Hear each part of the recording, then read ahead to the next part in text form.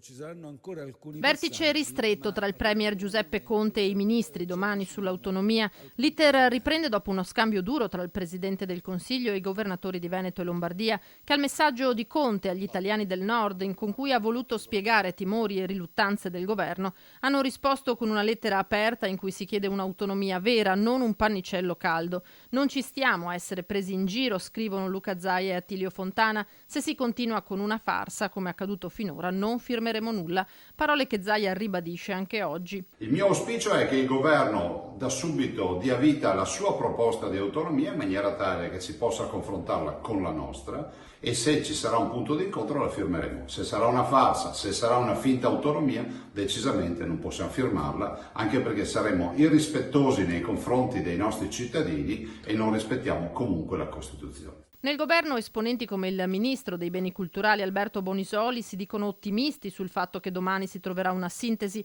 ma in giornata nel dibattito sull'autonomia entra il presidente di Confindustria Vincenzo Boccia, secondo cui l'autonomia differenziata può portare efficienza e competitività, ma va assicurata allo Stato la regia su materie fondamentali per l'economia nazionale come energia e infrastrutture. Dovrà esserci efficienza, ma anche solidarietà mediante la conferma dei meccanismi di perequazione tra le diverse aree del paese, si spinge a dire Boccia.